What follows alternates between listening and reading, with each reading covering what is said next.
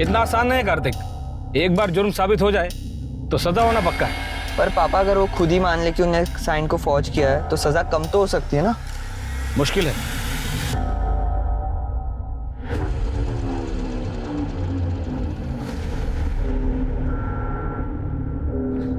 पापा पापा जिंदा ही है। बेटा ये तो मुकेश अग्रवाल है, 3+ बिल्डर वाले। क्या हुआ मुकेश? अरे मुकेश, अरे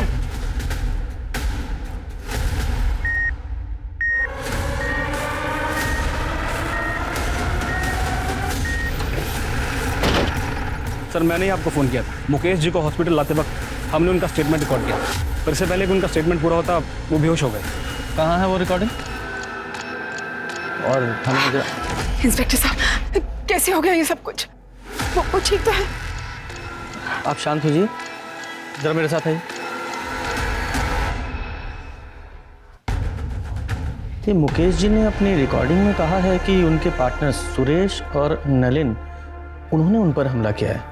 हो सकता है बिजनेस से रिलेटेड कोई प्रॉब्लम हो। आप बता सकती हैं उनका बिजनेस में कोई प्रॉब्लम चल रहा था क्या? इंस्पेक्टर साहब,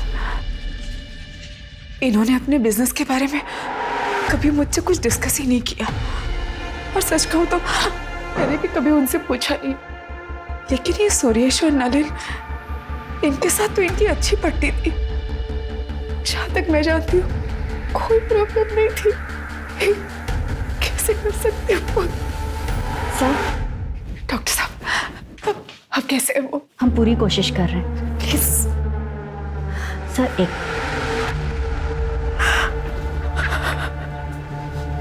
ये सब क्या हो गया?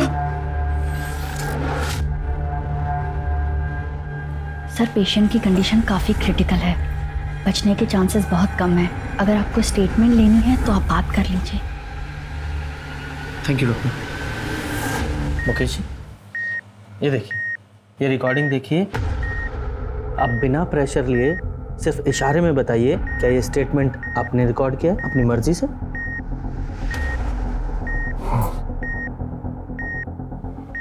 मतलब आपके पार्टनर्स सुरेश और नलिन, उन्होंने आप पर गोली चलाई? हाँ, मेरे पार्टनर ने गोली मारी और उन्हें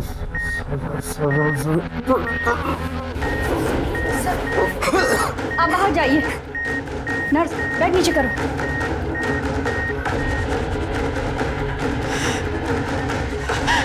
इंस्पेक्टर साहब क्या हो रहा है? हाउस कैसे हो? देखिए आप टेंशन मत लीजिए, ट्रीटमेंट चल रहा है, वो ठीक हो जाएंगे। हाँ?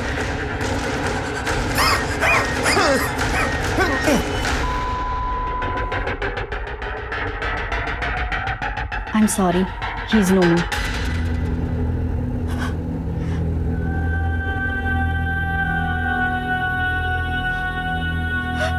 शर्मा, ये बॉडी का पोस्टमार्टम कराओ और सुरेश और नलिन दोनों को अरेस्ट करो तुरंत।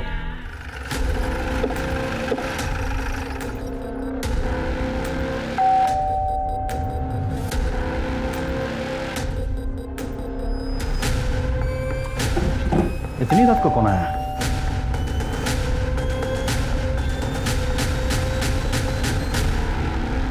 सुरेश गुप्ता। जी मैं ही सुरेश गुप्ता हूँ। और बात क्या है? हम आपको अरेस्ट करने आए, घर की तलाशी लो। अरे एक मिनट, अरेस्ट किस लिए? मुकेश अग्रवाल के कत्ल के जुर्म में। क्या? मुकेश का मर्डर? हाँ, अभी कुछ देर पहले ही मुकेश का मर्डर हुआ है एमजी रोड। मरने से पहले उसने तुम्हारा और सुरेश गुप्ता का नाम लिया। गुप्ता, पूरा घर चेक करो। मैडम। सर आपको कोई गलतफहमी हुई है। मेरे पति मुकेश जी को सपने में भी कोई नुकसान नहीं पहुंचा सकते हैं। आपके पास इसके अलावा कोई प्रूफ है कि मेरे पापा ने किया है? आप वारंट लेके आइए। हमें हमारा काम पता है, इन्वेस्टिगेशन के बीच में बाधा मत डाली। मैडम पूरे घर की तलाशी ली, कुछ नहीं मिला, और घर में दूसरा कोई है भी नहीं। फैमिली कहाँ है तुम्हारी? मैं बैचलर हूँ, इसलिए अकेला रहता हूँ। चलो। क्या कर रही है? सर रुकिए सर।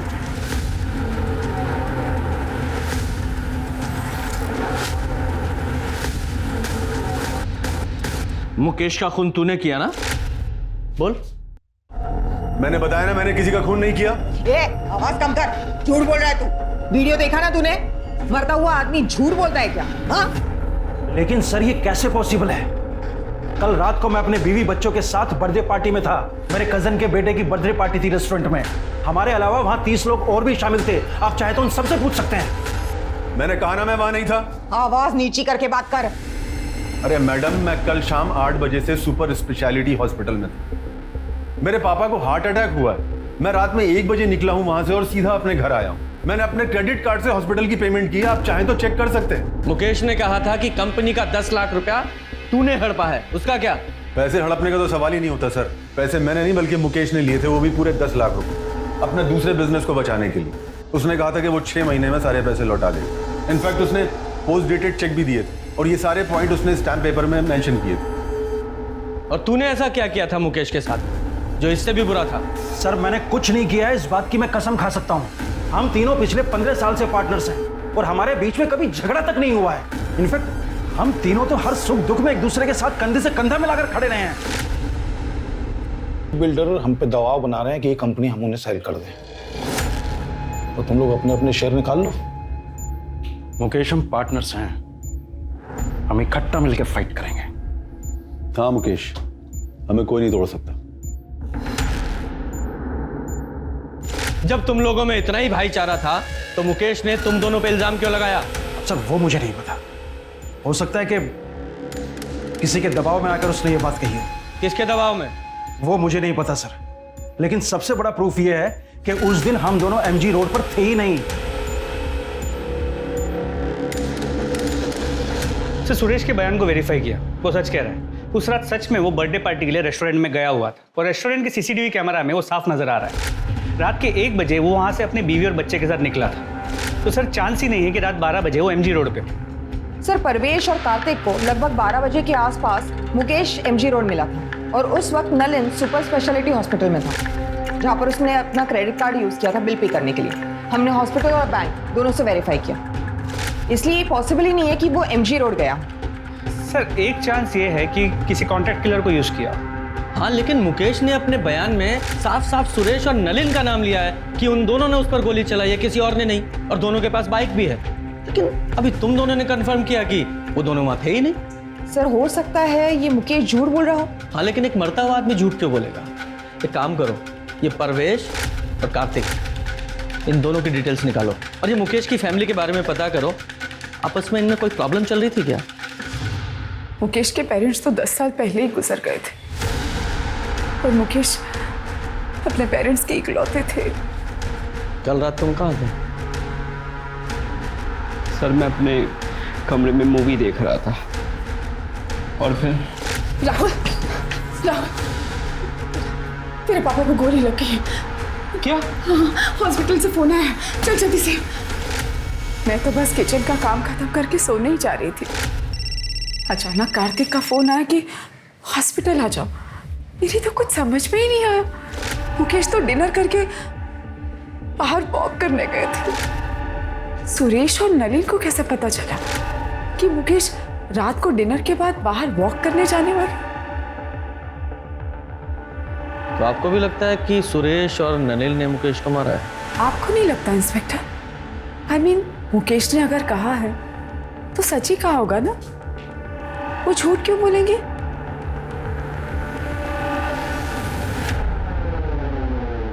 सर पोस्टमार्टम रिपोर्ट के हिसाब से मुकेश की मौत एक्सेसिव ब्लीडिंग की वजह से हुई है। सर करीब 10 फीट की दूरी से मुकेश के कंधे पे गोली चलाई गई और गोली की ट्रेजेक्टरी नीचे से ऊपर की तरफ है। सर हमने सुरेश और नलिन की स्टोरी वेरीफाई की और दोनों की कॉल रिकॉर्ड्स भी चेक किए। कॉल रिकॉर्ड्स में किसी हिस्ट्री शीटर या कॉन्ट्रैक्ट किलर का कनेक्शन नहीं निकला। सर शूटिंग का कोई आई विटनेस भी नहीं है और ना ही कोई सीसीटीवी कैमरा उस एरिया में है। रुको, आप ऐसे अंदर नहीं जा सकते। देखिए मैं 2 मिनट ही बात करना चाहती हूँ, प्लीज। इंस्पेक्टर साहब, मुझे पहचाना ना आपने? मुकेश की वाइफ। हाँ बोलिए। सर मैंने सुना है कि आप नलिन और सुरेश को छोड़ रहे हैं, क्या ये बात सच है? हेलो। हाँ, छोड़ना ही पड़ेगा ना, क्योंकि मुकेश जी का स्टेटमेंट हमारी इन्वेस्टिगेशन के फैक्ट से मैच नहीं करता और उन दोनों के खिलाफ हमारे पास कोई पुख्ता सबूत नहीं है, इसलिए हम उन्हें ज्यादा दिन कस्टडी में नहीं रख सकते। लेकिन सर आप भी जानते हैं खून हुआ है मेरे पति का, कुछ भी कीजिए हाथ छोड़ रही हूँ आपके आगे। जिसने भी मेरे पति को मारा वो को कुछ चाहिए, मुझे इंसाफ चाहिए सर।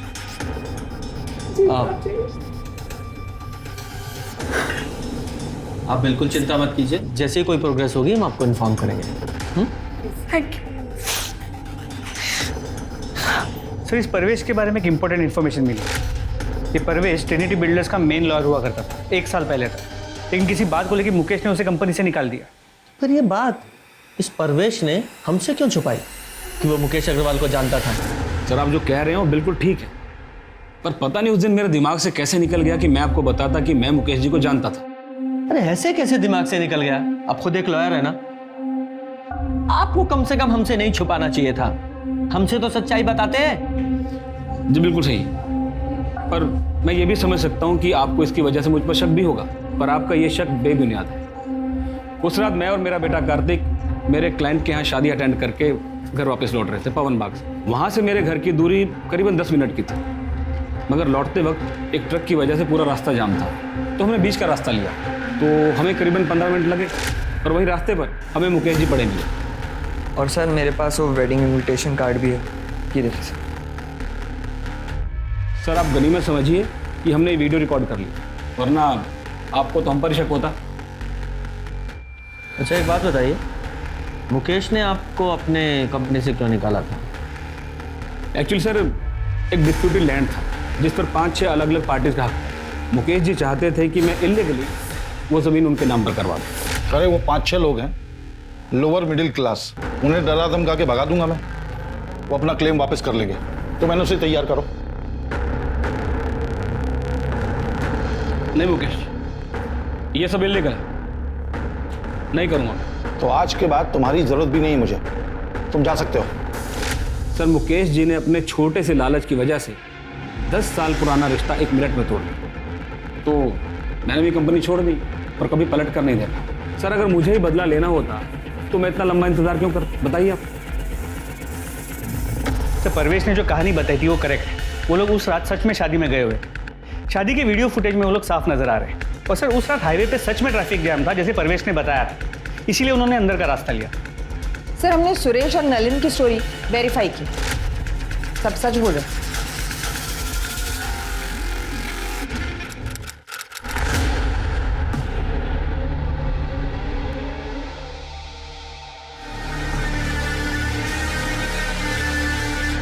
Hello police station.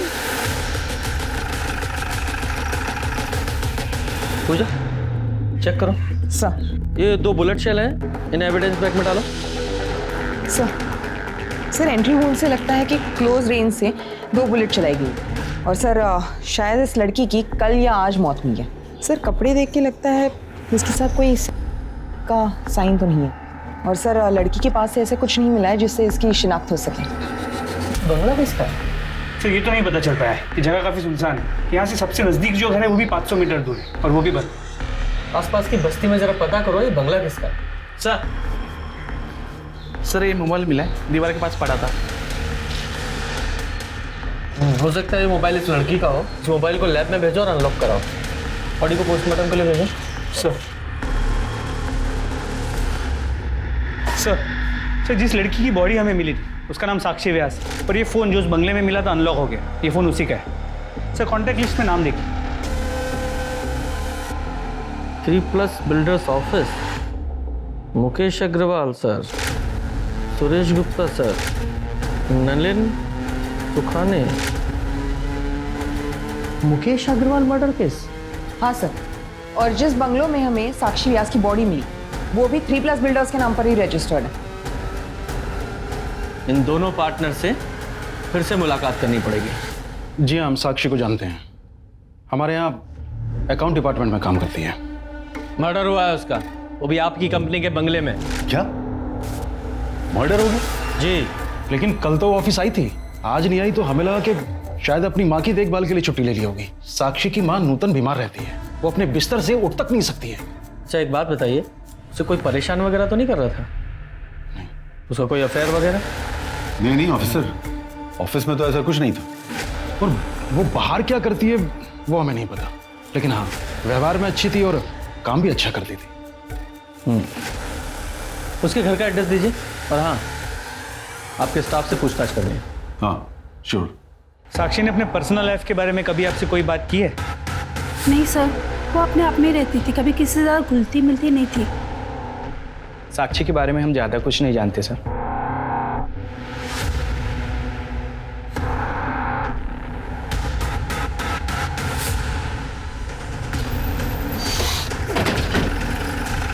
यही है ना?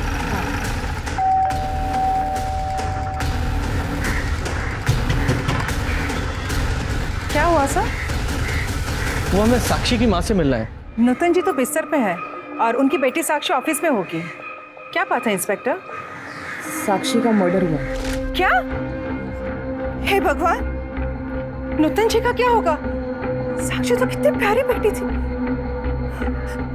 मेरे पास इमरजेंसी चाबी उन लोगों ने देके रखी है, मैं अभी लेके आती हूँ।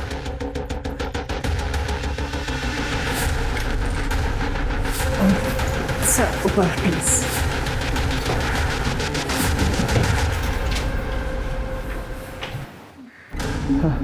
गुप्ता, डॉक्टर को फोन करो। सर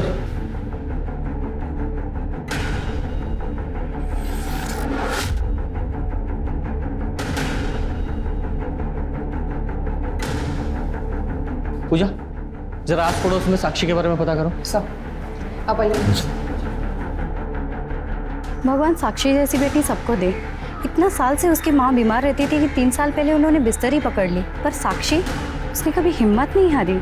मैंने तो साक्षी से कहा भी था कि अपनी माँ को ओल्ड एज होम में शिफ्ट कर दी। माँ की सेवा मेरे जैसे और कौन करेगा रंजना आंटी? और जब तक मैं हूँ, मैं किसी और से माँ की सेवा क्यों करवाऊँ? क्या साक्षी को कोई परेशान करता था, या फिर किसी से लड़ाई हुई हो, या फिर उसका कोई अफेयर वगैरह? नहीं नहीं मैडम, हमारा मोहल्ला तो बहुत सेफ है और साक्षी को नूतन जी की सेवा और उसकी नौकरी में से फुर्सत ही कहाँ मिलती थी जो वो कोई अफेयर करे। तो इसका मतलब ये साक्षी एक आइडियल बेटी थी, एक अच्छी पड़ोसी भी थी। हाँ सर, मेरी राजीव सर से भी बात हुई। उन्होंने कहा कि साक्षी ऑफिस में भी बहुत अच्छे से काम करती है। सर लेकिन अजीब बात यह है कि साक्षी के ऑफिस में साक्षी के बारे में किसी को कुछ भी नहीं पता, और उससे अजीब बात यह है कि साक्षी के बैंक अकाउंट में कभी भी 3+ बिल्डर्स से कोई पेमेंट रिफ्लेक्ट नहीं हो रही। हाँ लेकिन हमने जब बैंक स्टेटमेंट चेक किया तो एक पेमेंट आई थी जो मैटरनिटी क्लिनिक को की गई थी। जरा पता करो ये पेमेंट क्यों की गई थी। जी मैम, 2 महीने पहले साक्षी व्यास ने यहाँ पे अबॉर्शन करवाया था। कंसर्न किसने दिया था? उसकी मदर नूतन व्यास, जो उसको यहाँ पे अबॉर्शन के लिए लेके आई थी। सर मैंने हॉस्पिटल का सीसीटीवी फुटेज चेक किया। जो औरत साक्षी के साथ अबॉर्शन के लिए गई थी वो 3+ बिल्डर्स के ऑफिस की एक एम्प्लॉई है। उसका नाम ज्योति है। ये तुम लोगों की कंपनी में चल क्या रहा है? साक्षी एम्प्लॉय थी ना आपकी, फिर उसके बैंक अकाउंट में एक भी सैलरी डिपॉजिट क्यों नहीं हुई? आप सही कह रहे हैं सर, हमारे पास उसकी सैलरी का कोई रिकॉर्ड नहीं है, क्योंकि उसे सारी पेमेंट कैश में होती थी। क्यों? क्योंकि साक्षी का पूरा पैसा उसकी माँ की दवाइयों और उसके इलाज में जाता था। तो उससे क्या? वो इसलिए कि साक्षी नहीं चाहती थी कि उसकी सैलरी का एक भी पैसा टैक्स में कटे। अच्छा, कमाल की कंपनी चला रहे हैं आप लोग। मतलब एक एम्प्लॉय के लिए सारी कंपनी के रूल आप ताक पर रख देंगे। आइए, ये आप ही के एम्प्लॉय है ना? ये मोहतरमा साक्षी के साथ हॉस्पिटल गई थी उसकी माँ बनके उसका अबॉर्शन कराने के लिए, जबकि साक्षी का कोई बॉयफ्रेंड तक नहीं है। सीधे सीधे और साफ साफ बताइए, ये चल क्या रहा है आप लोगों की कंपनी में? बोलिए। मुकेश ने हमें बताया था कि उसका साक्षी के साथ अफेयर है, इसलिए साक्षी ने जब कैश पेमेंट की बात की तो हम दोनों मना नहीं कर पाए। सर हम सच बोल रहे हैं, हम दोनों आपसे कुछ नहीं छिपा रहे। ये मुकेश मर्डर केस की इन्वेस्टिगेशन के दौरान ये एंगल तब सामने नहीं आया था। सर साक्षी की पोस्टमार्टम रिपोर्ट के हिसाब से उसकी मौत 4 मार्च को 4 से 6 बजे के बीच हुई, और सर 2 बुलेट्स फायर की गए, जिसकी वजह से उसके इंटरनल ऑर्गन डैमेज हुए और उसकी मौत हो गई। और सर बैलिस्टिक रिपोर्ट के हिसाब से जिस गन से साक्षी को मारा गया था उसी गन का इस्तेमाल हुआ था मुकेश को मारने के लिए भी। मतलब साफ है कि साक्षी और मुकेश मर्डर केस आपस में कनेक्टेड हैं। हमारे पास जितने भी एविडेंस है मुकेश मर्डर केस के वो सारे इकट्ठा करो। हम मुकेश मर्डर केस को रीओपन करने के लिए कोर्ट में एप्लीकेशन दे रहे हैं। सर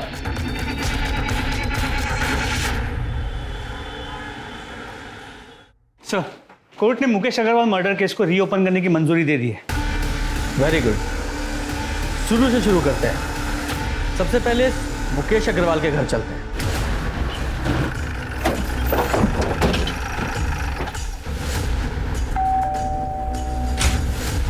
अलका अग्रवाल से मिला?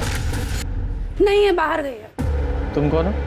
नीति अग्रवाल, मुकेश अग्रवाल की बेटी। लीजिए, आ गई आपकी अलका मैडम।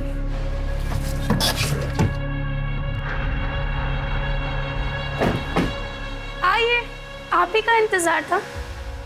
देखिए ना, आपसे मिलने कौन आया। नीति, अपने कमरे में जाओ। इंस्पेक्टर साहब, नीति के बिहेवियर के लिए मैं आपसे माफ़ी चाहती हूँ। नीति मुकेश और मुकेश की पहली पत्नी प्रेरणा की बेटी है।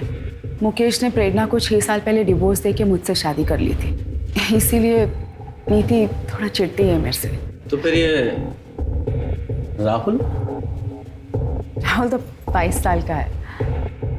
दरअसल मुकेश और मेरे रिलेशन के बारे में हमने प्रेरणा को कभी कुछ नहीं बताया था, लेकिन 6 साल पहले प्रेरणा को हमारे रिलेशनशिप के बारे में पता चल गया और प्रेरणा ने मुकेश से डिवोर्स ले लिया।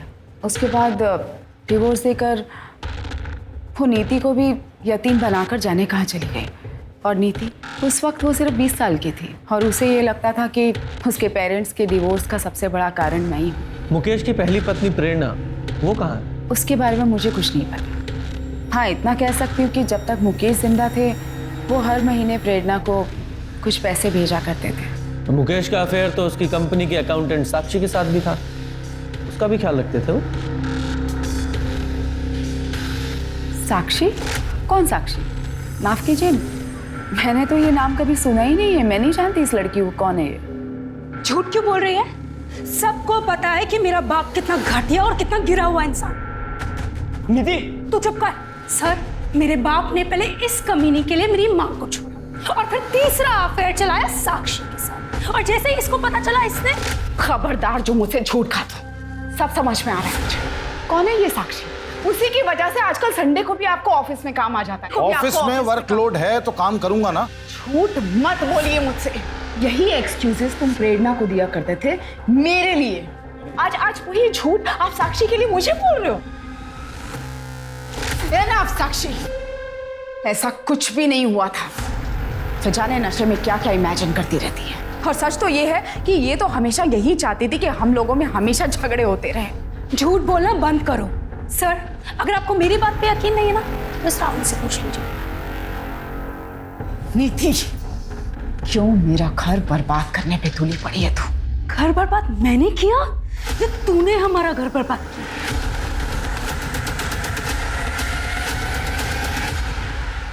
सर, मानना पड़ेगा, बड़ी अजीब फैमिली है। शर्मा, इस राहुल और इसकी मालका दोनों पे नजर रखो, और साथ ही इस नीति पर भी, क्योंकि हो सकता है इस नीति ने नफरत, लालच या फिर नशे में ये सब किया हो। इस नीति की CDR, लोकेशन और कॉन्टैक्ट डिटेल्स निकालो। जरा पता करो ये नीति मुकेश के मर्डर वाली रात को कहाँ थी, क्योंकि हो सकता है कि नीति और उसकी माँ प्रेरणा ने मिलकर ही मुकेश को मारा हो। तो इस प्रेरणा से भी मिलना पड़ेगा। साहब, नीति मेरे करीब कभी थी ही नहीं। उसे बिल्कुल पसंद नहीं था कि उसे कोई रोके टोके या उसे ये बताए कि उसे क्या करना है क्या नहीं करना है। यहाँ तक कि उसकी माँ भी नहीं, यानी कि मैं। जब मुकेश ने मुझे छोड़ा तो नीति के इसी बिहेवियर के कारण मुझे नीति को छोड़ना बहुत आसान हो गया था। आपको मुकेश अग्रवाल के मर्डर के बारे में पता है? साहब, ये कैसी बातें कर रहे हैं आप? ऑफ कोर्स पता था। मुकेश की मौत की खबर महीनों तक टीवी पे चली थी, और मेरे लिए तो मुकेश उसी दिन मर गया था जिस दिन उसने अलका के लिए मुझे छोड़ा था। लेकिन साहब, मैंने मुकेश को एक ही शर्त पर डिवोर्स दिया था कि नीति की जिम्मेदारी अब उसकी जिम्मेदारी रहेगी। पर आज मैं एक बिजनेसमैन करण शर्मा की पत्नी हूँ। मैं अपने पास्ट को भूल चुकी हूँ साहब। मेरे पास्ट से मुझे कोई लेना देना नहीं है। सर, साक्षी को मारने का मोटिव अलका के बेटे राहुल के पास था, लेकिन साक्षी और राहुल के बीच में कांटेक्ट हुआ हो ऐसा कोई लीड हमें मिला नहीं। नीति के कांटेक्ट लिस्ट में ज़्यादातर नंबर्स ड्रग पेडलर्स के। हमें ऐसा लगा कि शायद नीति ने उनका इस्तेमाल किया होगा मुकेश को मारने के लिए, लेकिन ऐसा भी कोई सबूत नहीं मिला। और ये सुरेश और नलिन, इनका क्या? नहीं सर, साक्षी के मर्डर के वक्त इन दोनों की मोबाइल की लोकेशन बंगले के पास की नहीं थी। सर, कहीं है कि इस मुकेश मर्डर केस की तरह ठंडा ना बढ़ जाए। सर बंगले के पास वाले घर में एक विधवा रहती है, नारायणी। उसने पहले भी 1-2 बार साक्षी को उस बंगले में आते हुए देखा था उसके बॉयफ्रेंड के साथ। नारायणी का कहना है कि लड़के की और साक्षी की उम्र लगभग बराबर की होगी, लेकिन वो कह रही थी कि दोनों में बहुत झगड़े होते हैं और शायद 4 तारीख को जिस दिन साक्षी का मर्डर हुआ उस दिन भी उनकी लड़ाई हुई होगी। बेहतर होगा कि तुम ये जॉब छोड़ दो। और छोड़ दो क्या, तुम्हें ये जॉब छोड़ना ही पड़ेगा। मैं नहीं छोड़ूंगी, तुम्हें जो करना है तुम कर लो। तुम ये बिल्कुल अच्छा नहीं कर रही हो। आजकल के बच्चे कितने लड़ते हैं। कहीं ये लव एंगल तो नहीं है? नारायणी ने उस लड़के की शक्ल देखी? हाँ सर। स्केच बनवाओ सर।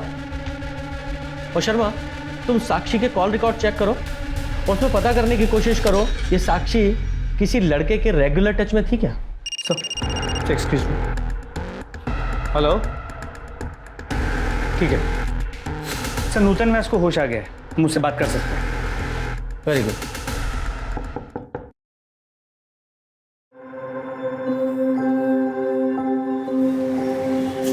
नमस्ते सर, आप लोग? साक्षी कहाँ है? साक्षी ने हमें यहाँ भेजा है। उसने कहा है कि आप घर चलिए, मैं आती हूँ, तब तक आपसे बातें करते हैं। साक्षी के बारे में कुछ बताइए ना। साक्षी तो लगता ही नहीं मेरी बेटी है। उसने माँ की तरह मेरा ख्याल रखा।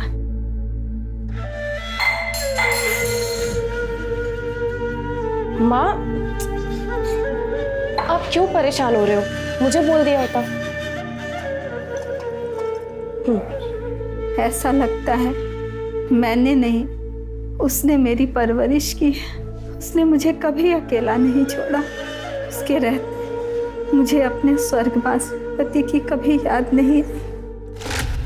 बहुत ही खुश मिजाज, जिंदा दिल और हंसमुख है मेरी बेटी, लेकिन उन दोनों कमीनों ने मेरी बेटी की जिंदगी बर्बाद कर दी। किन्होंने? उसके मालिक मुकेश और सुरेश ने मेरी फूल सी बच्ची के साथ जो किया, भगवान करे मेरी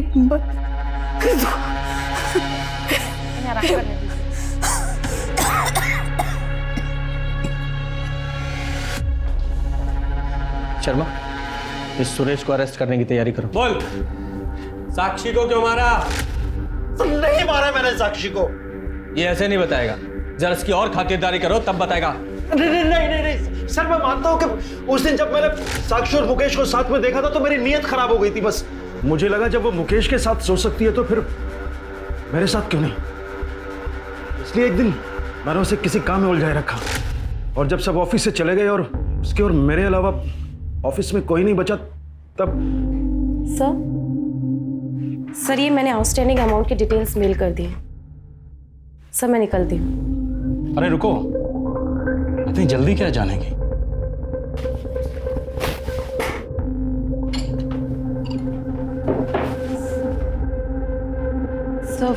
सर मैं ड्रिंक नहीं करती। लेकिन खुश तो करती हूँ ना। आज रात मुझे खुश कर दो। क्या कहती हो? सर मैं मानता हूं कि मैंने साक्षी का कई बार फायदा उठाया है, लेकिन मैंने उसे नहीं मारा है सर। एक मजबूर लड़की को उसकी माँ की बीमारी का बहाना बनाकर तूने ब्लैकमेल किया। भले ही ये कंफर्म नहीं हुआ है कि साक्षी को तूने नहीं मारा, लेकिन ये कंफर्म है तूने उसे एक्सप्लॉइट किया। यही रखो इसे।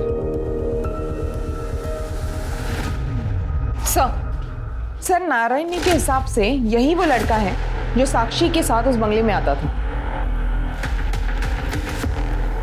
ऐसा लग रहा है देखा है मैंने इसे, पर फिलहाल पहचान में नहीं आ रहा। कहाँ देखा था? साक्षी की सीडीआर को चेक किया।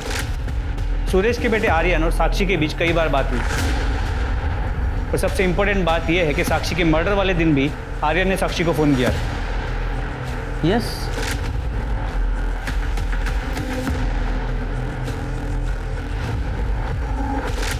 ये आर्यन है। शर्मा ये देखो इसका हेयर स्टाइल। आर्यन ही वो लड़का है जो साक्षी से मिलने वो कंपनी के बंगले में जाता था।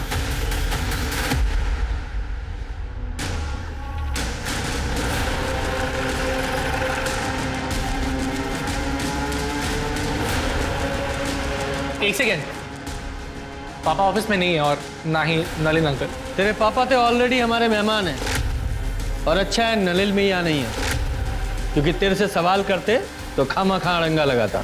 क्या मुझसे सवाल? क्यों? केबिन में बात करें? केबिन में क्यों? यहीं कीजिए, सबके सामने। ठीक है, अगर तुझे प्रॉब्लम नहीं है तो यही पूछ लेते हैं। साक्षी को तू कितनी अच्छी तरह से जानता था? साक्षी मैं नहीं जानता था। झूठ बोलता है। इस कंपनी में एम्प्लॉय थी वो और बोलता है नहीं जानता। हाँ मतलब मैं उसे एम्प्लॉय की तरह जानता हूँ बट पर्सनली नहीं। तो फिर कंपनी के बंगले में उससे क्यों मिलने जाता था? एक सेकेंड, क्या बोले जा रहे हैं आप? कुछ ही मत बोलिए आप। कुछ भी नहीं बोल रहा हूँ। आई विटनेस है हमारे पास जिसने तुझे और साक्षी को उस बंगले में कई बार देखा था।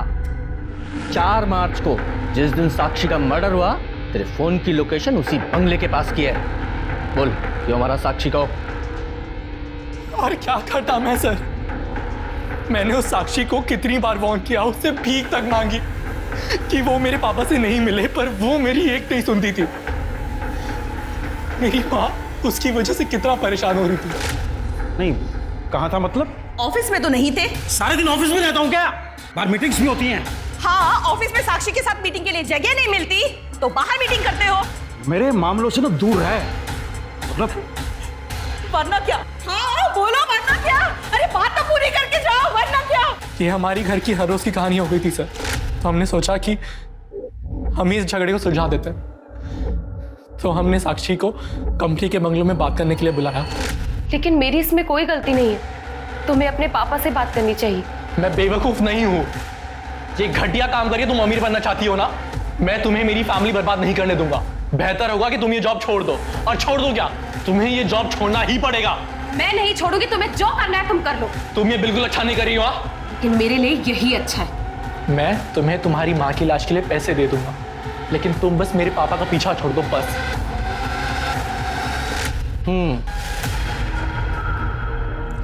तो उस बंगले के पास में रहने वाली नारायणी को लगा कि तुम दोनों की लड़ाई 2 प्यार करने वालों की नोकझोंक है, और तुम दोनों की आपस में लड़ाई हुई थी ना। साक्षी को मुझ पर विश्वास नहीं था। उसे लगता था कि मैं अपना प्रॉमिस नहीं निभाऊंगा, इसलिए उसने पापा से मिलना बंद नहीं किया। दिन पे दिन मेरे घर के हालात और खराब होते जा रहे थे। तो फाइनली मैंने गन का सहारा लिया। गन कहां से मिली? पापा की कार की सीट से। मुकेश अंकल की मौत के अगले दिन जब मैं हर रोज की तरह जॉगिंग पे जा रहा था,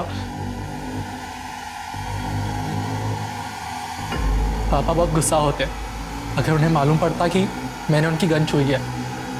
इसलिए मैंने सोचा कि मैं उन्हें बताऊंगा ही नहीं।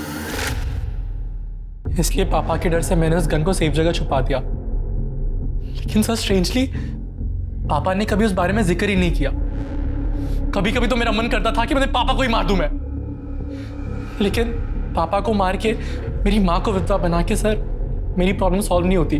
तो मैंने फाइनली सोचा कि मैं एक आखिरी बार साक्षी को मिलता हूँ, और हम फाइनली 4 मार्च को 6 बजे मिले। मैं अंदर नहीं जाऊंगी, तुम्हें जो बोलना है यही बोलो, और मैं इस जगह दोबारा नहीं आऊंगी। ठीक है, तो इसे मेरी फाइनल वार्निंग समझ ले और मेरे बाप से मिलना छोड़ दे। तो तू अपने बाप से क्यों नहीं बोलता कि वो मेरा इस्तेमाल करना छोड़ दे? मैं नहीं बोल सकती क्योंकि वो मेरी जरूरतें पूरी करता है और मैं उसकी। चुप हो जा, झूठ बोल रही है तू। तूने फंसाया मेरे बाप को, पैसों की भूखी है तू। तो अपने बाप से जाकर पूछना, हो सकता है तेरी माँ को ऐसे ही फंसा के लेकर आया हो और तेरी माँ ने भी उसके साथ पैसों के लिए शादी की हो। सर मैं किसी गन के बारे में कुछ नहीं जानता हूं, मेरे पास कोई गन नहीं है। झूठ मत बोल। तेरे बेटों को तेरी गन तेरी कार में से मिली थी, और फॉरेंसिक से ये साबित हो चुका है कि वो वही गन थी जिससे मुकेश को मारा गया था। अब झूठ मत बोल और सच बता। मैं सच बोल रहा हूं सर, मुझे नहीं पता कि मेरी कार में गन कहां से आई। सर अगर आप मुझे मारना चाहते हैं तो मार दीजिए, लेकिन मैं सच कह रहा हूं, मुझे नहीं पता कि गन कहां से आई।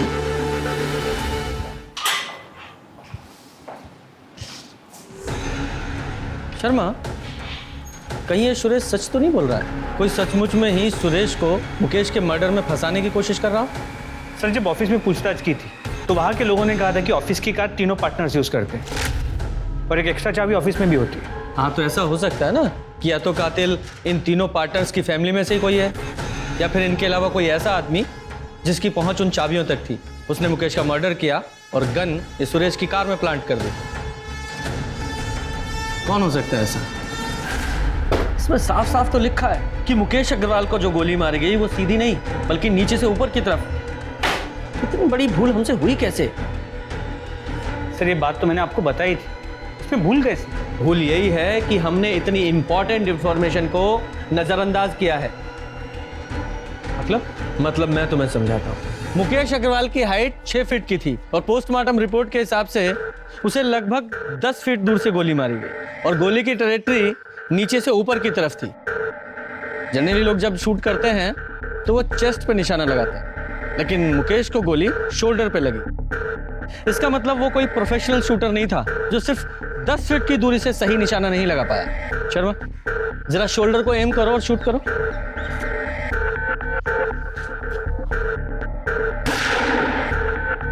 Very good. गुप्ता, अब तुम वहां जाओ और शोल्डर को एम करके शूट करो। सर।